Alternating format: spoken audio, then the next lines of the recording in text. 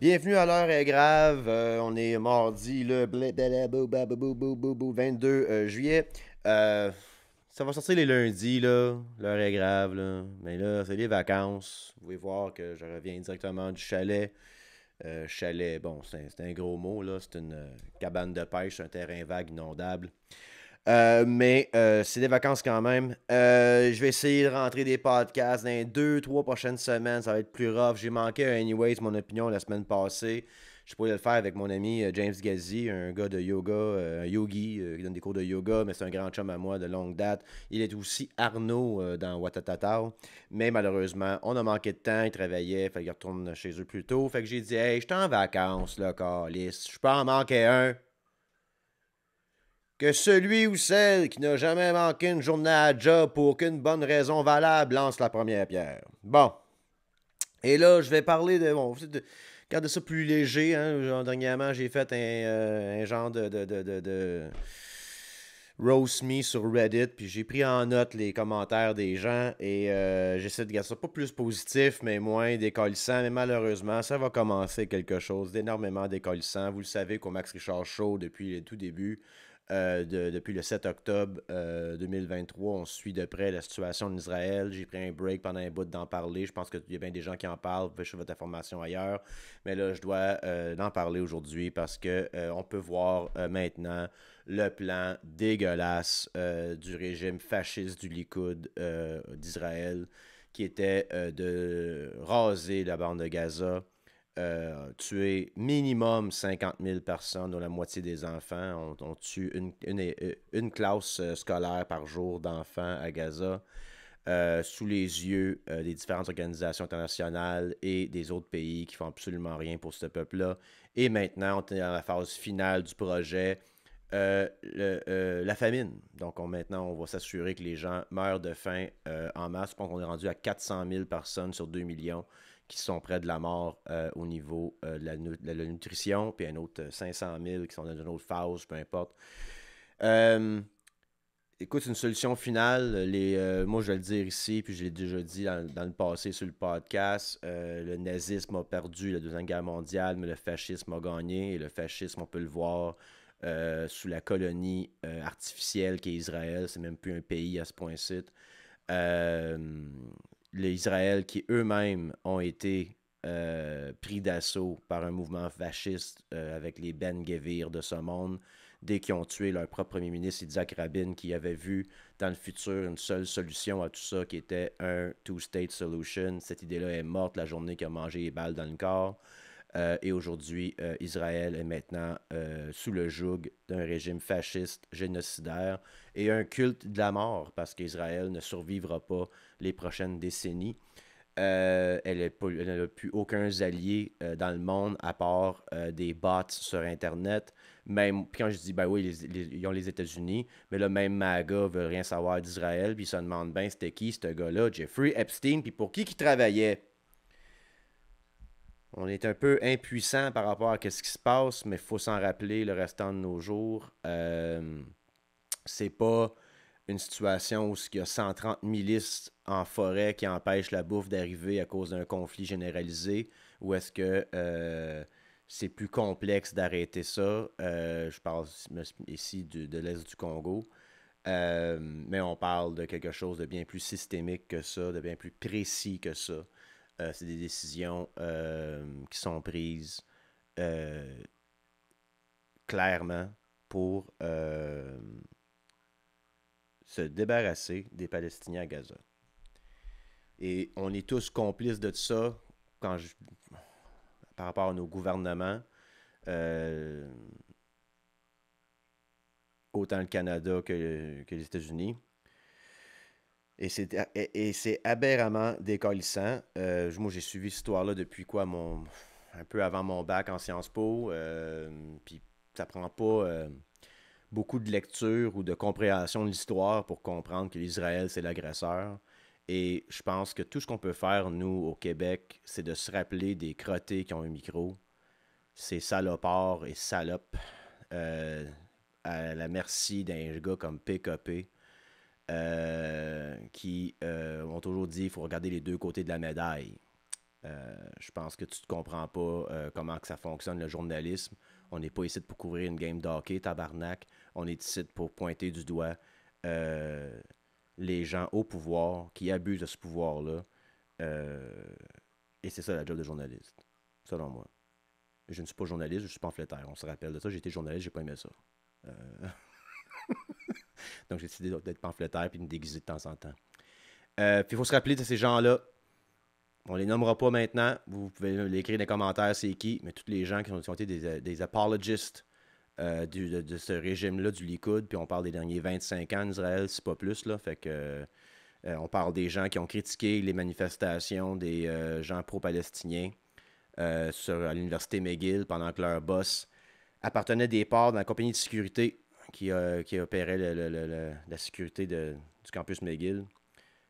Faut se rappeler de tous ces gens-là qui vont, à la fin de tout ça, là, quand il ne restera plus un Palestinien à Gaza, quand que Netanyahou va mourir d'un cancer du cul et qu'Israël va s'appeler la République de la Palestine socialiste. Je ne sais pas c'est quoi le futur de ce projet complètement stupide-là.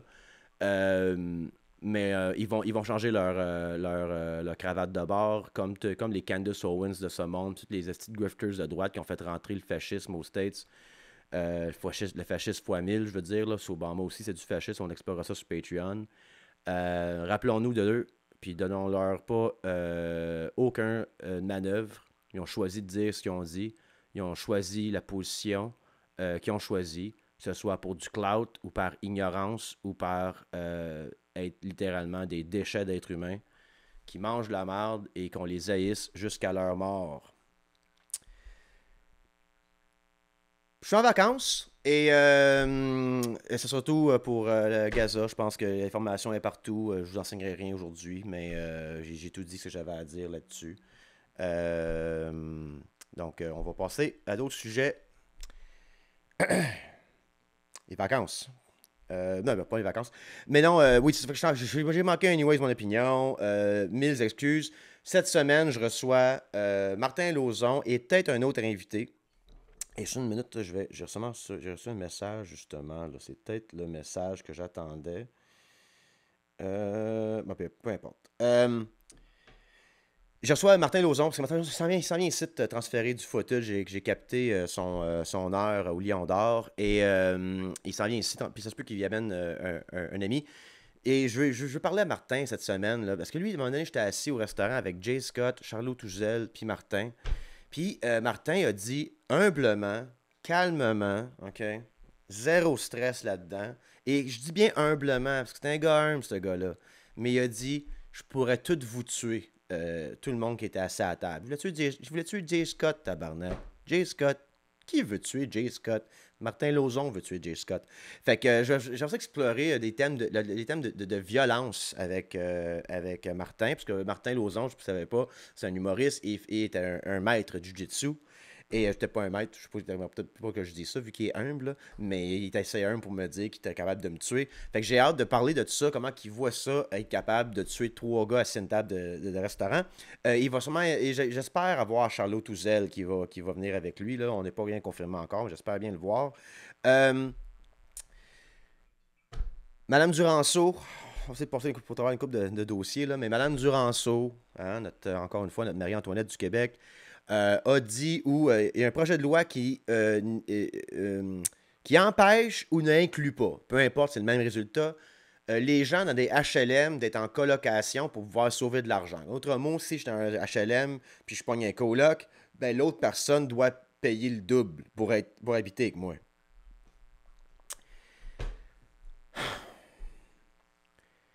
C'est-tu moi ou on s'attaque pas aux bonnes personnes, là?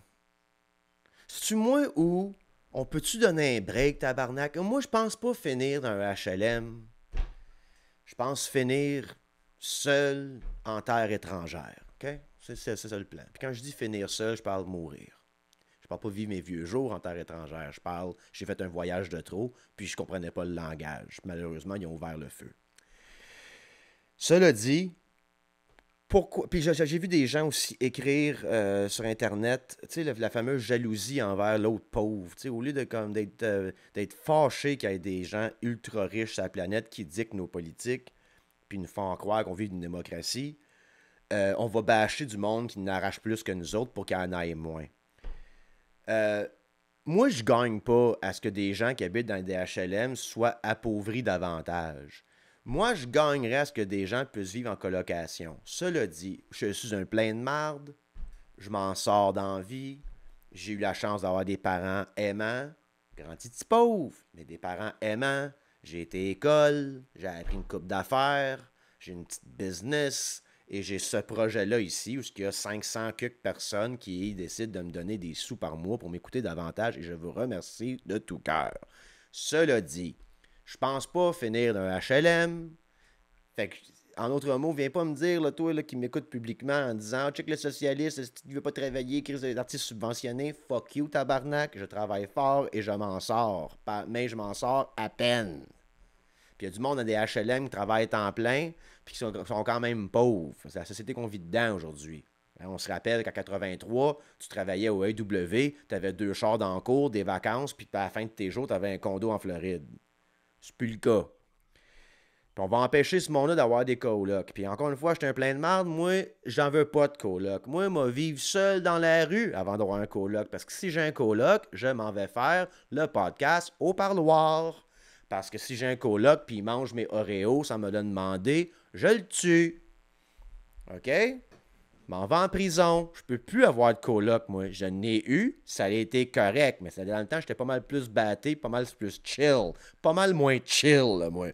Fait que j'en veux pas de coloc. Mais on peut-tu laisser le monde avoir des colocs pour sauver de l'argent, câlisse?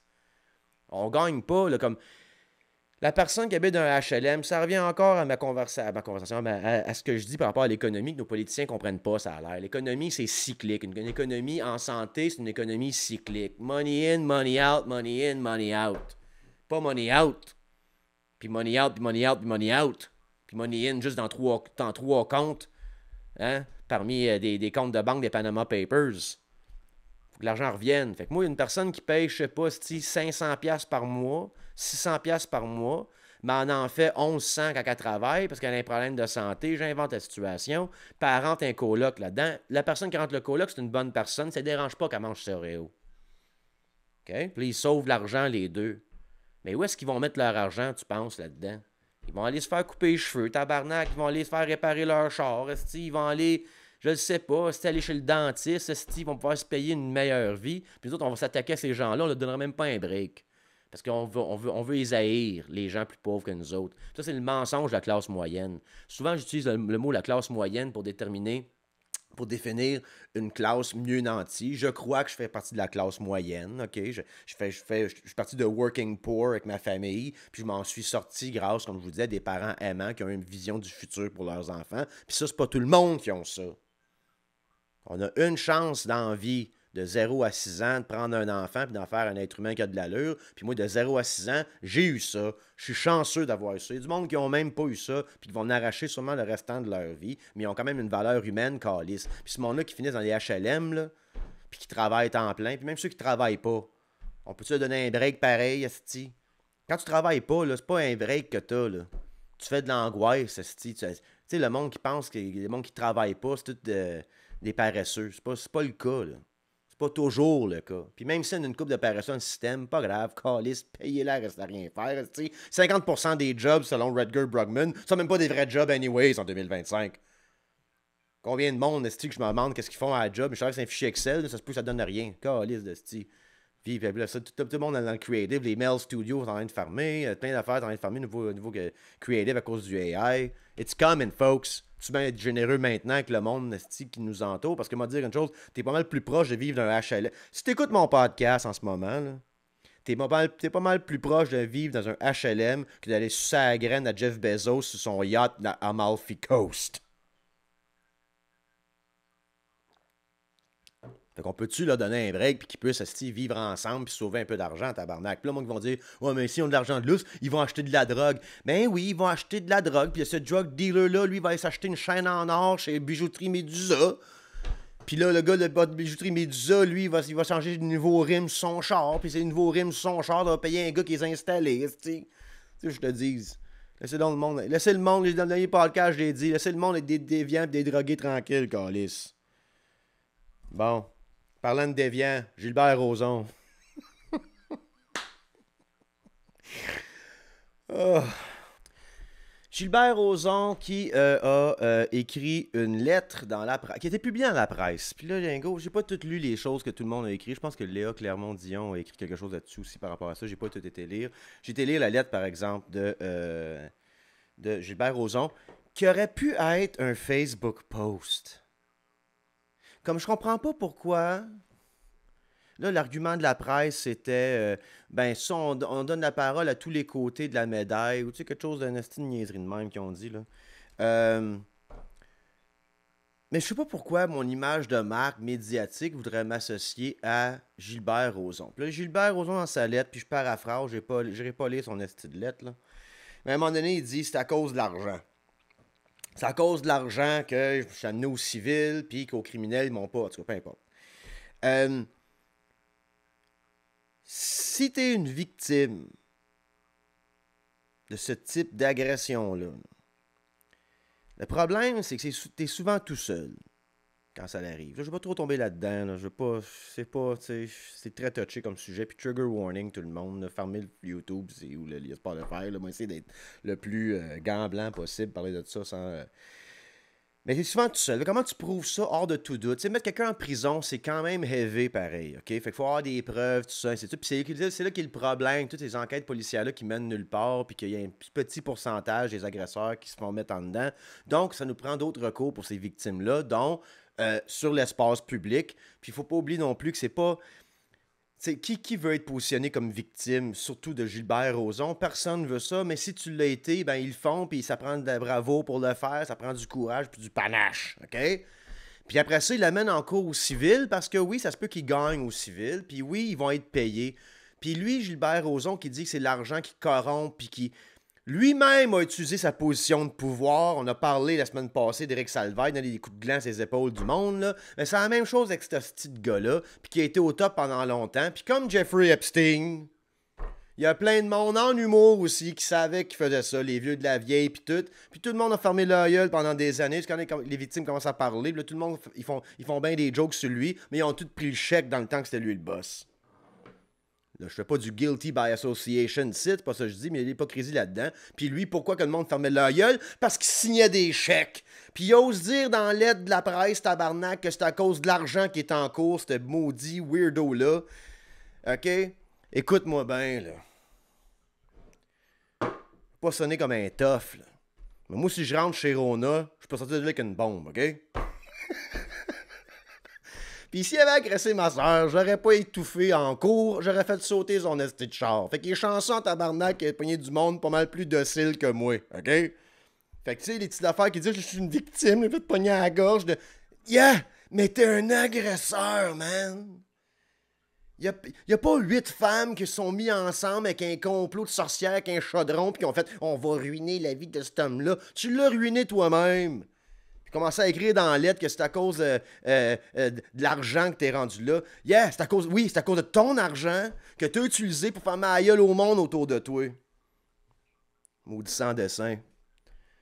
Plus loin que ça. Puis j'ai vu son stand-up. Là, à un moment donné, Gilbert Rozon faisait du stand-up. J'ai vu ça à la chute. Exécrable! Exécrable! Là, mon père est dans le cimetière. Puis quelle merde, Chris. T'as travaillé 30 ans en humour and that's what you got! T'as 1 heure à faire sur scène. Fait 30 ans que tu travailles en humour. Puis tu fais ça. Ça aussi, c'est un crime, ce petit stand-up-là que j'ai vu ça. Puis j'étais obligé d'aller le voir quand j'étais journaliste dans le temps. Ils m'ont donné des billets. Mon boss il a dit faut aller faire une critique de ce show-là. Puis ma critique a jamais été publiée. Il y a beaucoup de mes articles que mon éditeur voulait pas publier. Puis c'est correct. Ça aussi, c'est un crime. Il devrait payer pour ça aussi. Puis dans sa lettre, pas fini, dans sa lettre, il dit là, je blâme pas le journaliste, mais je blâme les médias parce qu'ils montrent pas les deux côtés de la médaille comme dans le temps du bon vieux journalisme. Mais le journaliste, dans le bon vieux temps, ça montrait pas les deux côtés de la médaille, ça pointait du doigt l'agresseur. Le journaliste, c'est le quatrième pouvoir, puis le cinquième, c'est la satire. C'est pour ça que je suis habillé de même aujourd'hui. J'ai été journaliste, puis on est édenté aujourd'hui, parce qu'ils veulent les deux côtés de la médaille, qu'on se couvrait une game de hockey, sacrément. Il y a des victimes, puis il y a des agresseurs. C'est comme le monde qui essaie de couvrir les deux côtés du conflit israélo-palestinien. Pas un conflit, tabarnak, c'est un génocide. Ils ont rasé la bande de Gaza au complet, puis au final, il n'y a pas besoin de dropper de bombes dans la place pour tuer du monde, ils vont juste pas les nourrir. Mais faut avoir les deux côtés de la médaille. Voyons donc, vous savez tout, le Mary Colvin, Robert Fisk, Tim Trington, Chris Hedges, Christopher Hitchens, name it, tous des journalistes que je mettais sur un piédestal. Eux autres, c'est encore, ils savent bien d'être 50-50, calice. Tu peux pas 50-50 quand tu tues des enfants, sacrément. Puis on ne soit pas 50-50 avec l'agresseur multimillionnaire. Je sais même plus combien de femmes qui ont. Je ne veux pas trop lu le dossier. Combien de femmes qui l'ont dénoncé. Puis lui, dans le journal, il dit que les médias, ils couvrent pas les deux côtés de la médaille. Quel côté de la médaille? You're a creep, dude! You're a creep! Moi, il y a un gars dans ma communauté là, qui avait envoyé sa graine à une mineure. Là. Quand mon père il a appris ça, là, il a dit moi, rendu là, tu pognes un câble d'extension, puis tu marches dans le bois, tu déranges plus personne avec ça, c'ti. You avoid the red tape and you take yourself out. Mais là, mon père s'est repris après, il dit ouais. Il aurait dû staker out avant d'envoyer sa graine à une mineure. Anyways. Fait que, tu sais, il vient pas me broyer. Lui, il vient broyer. Personne m'écoute, les deux côtés de la médaille. Il n'y en a pas, calice, puis il blâme l'argent. Il blâme l'argent. Tu aurais dû blâmer ta propre argent. Qui t'a amené à faire tes esti de niaiseries de même. Parce que t'étais pas capable de gérer ton propre pouvoir que t'avais entre les mains. Voyons donc. What a creep. Un autre creep. Dans la gang. Puis là, c'est pas juste ça non plus. Éric Lapointe qui fait des grands festivals. Chris, il a frappé des femmes. On sent nous autres, les hommes qui parlent de même, on serait été de White Knight. Non, tabarnak. C'est du common sense. C'est du common sense. OK? Moi, je dis pas des affaires de même pour que des madames slide dans mes DM. Là. Il y en a une qui m'avait écrit 90 pages et qui a la main, m'envoyé pas ça par la poste. J'ai peur de ma vie. J'en veux pas de fans weird qui courent après parce que j'ai des affaires que je dis, moi, Chris. Je dis des affaires parce que c'est du common sense. Tu sais, à un moment donné, là, n'importe quoi, puis poussé par le vent, je suis pas trop sûr, là. Le loader comme un gun, mais ça, c'est une cassette aussi. Là. Pas besoin de l'avoir sur le stage pour chanter. De la bouche, de touche. Frappe des femmes, Galice. Donne des contrats. Grassement payés aussi. C'est ça qu'il y a. C'est ça. Puis souvent, c'est les subventions qui payent ça. Subventions culturelles pour une communauté. Puis on va amener Éric Lapointe, on va faire un gros chèque. On va faire un gros chèque, Éric. Enough. Il y a assez d'artistes qui n'ont pas fait ça, qu'on peut les engager, sacrément. Puis Gilbert Rozon, my God, man, le gars, il veut-tu assez... Il veut clairer son nom, puis être aimé. Je dis, hey, marche dans le bois, man. Take a walk. À la fin là, de... Comment ça s'appelle? Legends of the Fall. Là, Brad Pitt, quand c'est fini, là, marche dans le bois, puis il se bat contre un ours, câlisse. Gilbert, arrête, signe le chèque, là. Donne l'argent aux madames que t'as été weird avec. Puis marche dans le bois. Va te battre contre un ours. Choose the bear. Choose the bear. Parlant de weirdo, bon, la Epstein list, ça a l'air qu'ils veulent... là, il y a un problème avec la liste d'Epstein. Là. Parce que là, il y a une madame qui s'appelle Ghislaine Maxwell qui est en prison pour des raisons, là. Là, s'il n'y a pas eu de liste, il n'y a pas eu rien. Là, ils ont viré de bord dernièrement. Ils disent qu'ils ont 10 000 heures de footage avec Epstein, puis des mineurs, puis des enfants. 10 000 heures. Puis quand on regarde le flight log qui a sorti, on reste encore dans les déviants, là, qui ont du pouvoir. Pas les déviants. Encore une fois, moi, hey, teammate weird. Avec du monde consentant. Avec une tarp, du loup aux bananes. Hein? Des uniformes de super-héros. Yo! It's your thing. Invite-moi pas. Moi dire oui, je suis un gars gêné, mais je me présenterai pas. Not like that. I'm vanilla. Mais t'as le droit d'être déviant. Avec du monde qui sont consentants d'être déviant avec toi. Puis tu utilises pas ton pouvoir non plus pour les convaincre. Tu sais? Si tu me suces, tu vas avoir un contrat. Si on faut, on va faire un téléphone pour toi. C'est ça, ce monde-là. Là. Anyways, Epstein. Là, ça a l'air qu'ils ont 10 000 heures de footage. Fait que là, on n'a plus de liste. On avait une liste, il n'y a pas longtemps. On avait un flight log. On a aussi un email ou une lettre que Trump a envoyée pour la fête à Epstein. Et puis ça finit avec « We're gonna keep all our wonderful secrets ». Mais là, il y a Ghislaine Maxwell qui est en prison pour 20 ans pour une raison. Là. Fait que va falloir qu'il sorte cette patente-là éventuellement. Puis là, Trump, il capote bien raide. Là, il parle de le remettre Obama en prison. Là, il change de... Il va juste tirer ce qu'il veut, tout ça, pour s'assurer que ça sorte pas, ces listes-là. Puis je soupçonne, guys, puis on finit le podcast en pas long, public avec ça. Puis sur le Patreon, on va parler des Nelk Boys qui ont évité notre fasciste favori de l'heure, Benjamin Netanyahu, qui parle de Burger King puis de McDonald's. Puis on va parler aussi... je retourne voir son nom, là, je retourne sur mon Patreon, mon chat de Patreon, là, mais c'est un gars là, qui font les tours de table. Quelqu'un qui est assis, puis tout le monde vient s'asseoir pour faire les débats, c'est aux States. Là. Puis lui, il a débattu genre 20 far-right qu'il appelle. Far-right, il y en a un qui dit qu'il était straight-up fasciste. Il a perdu sa job, puis il est en train de faire un GoFundMe pour se relever. Mais il va sûrement se pogner une job dans l'administration Trump dans pas long. Là. Mais fait que je vais en parler de ça. Comment que le monde maintenant, qu'il y a des gens qui s'affichent fièrement fascistes. Fièrement fasciste. On va parler après ça comment que nous, dans l'organisation non criminelle qui est mon Patreon, comment qu'on devrait s'afficher puis pas avoir peur de s'afficher. OK? On va parler de ça justement de l'affichage politique. On va parler de ça sur Patreon avec les Nelk Boys et tout ça. Là. Je m'en allais où avec ça, moi? Oh non. Hey, c'est pas grave. Hey, j'ai-tu parlé de ça, moi, aujourd'hui? Je pense pas. Ça,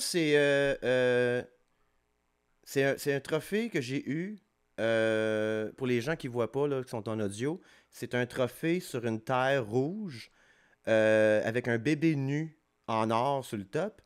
Et c'est écrit dessus les plaques Maxime, ma date de fête et l'heure de ma fête pour que je puisse savoir mon astrological chart. Et je pesais 7 livres, 10 onces et je mesurais 19 pouces et demi quand je suis né. Et c'est mon seul trophée que j'ai. Le seul. J'ai une bonne nouvelle pour vous, puis on va finir le podcast avec ça. J'ai potentiellement un commanditaire, on regarde le contrat, puis un bon contrat de commandite à part de ça. Fait que j'ai hâte de vous annoncer ça. Le Max Richard Show is stepping up its game. Sexy. Et je vais essayer de ne pas manquer ma shot cette année pour m'enregistrer pour être nominé aux Oliviers. Est-ce que je vais être nominé aux Oliviers? Ça dépend c'est qui les juge. J'ai beaucoup d'alliés dans le milieu de l'humour, mais Dieu sait que j'ai beaucoup d'ennemis aussi. Fait que c'est à voir si je vais être nominé, mais si je suis nominé puis que je gagne, j'aurai maintenant pas seulement un trophée, je vais aussi avoir un autre trophée sur ma tablette. Et qu'est-ce qui me fait rire de mon trophée de naissance, puis pourquoi je n'ai besoin d'un autre, parce que c'est le seul que le monde voit, ça a l'air d'un trophée que tu gagnerais sur l'île d'Epstein. Tu sais, c'est le genre d'affaires que merci pour les 25 visites, puis donnerait un petit bébé nu sur le top d'une terre, avec ton nom, puis combien de vidéos que tu as faites. Alright, ça va faire les affaires. Merci d'avoir été là. Sinon, le 29 août, je serai en spectacle au Foutoir Repentigny avec le 30-30 avec le chum Guillaume T-Up Lampron.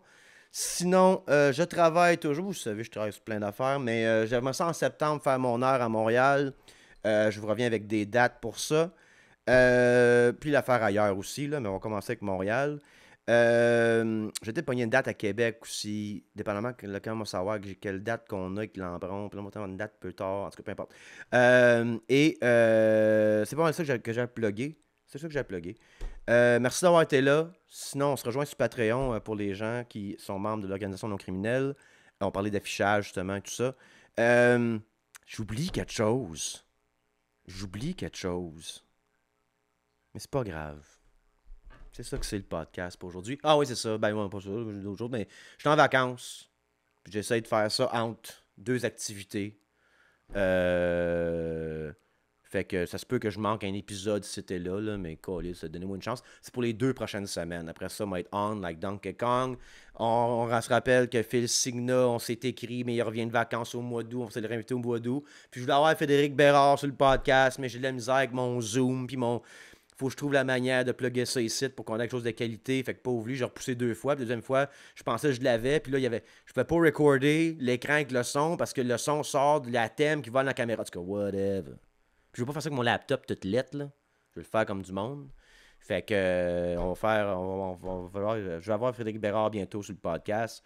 Sinon, dans les commentaires YouTube, dites-moi quel invité vous aimeriez que j'aille sur le podcast. Anyways, mon opinion. Puis sinon, bon, on se rejoint sur Patreon, ça va faire. Ça fait 30 minutes, moi j'attendais rien que ça.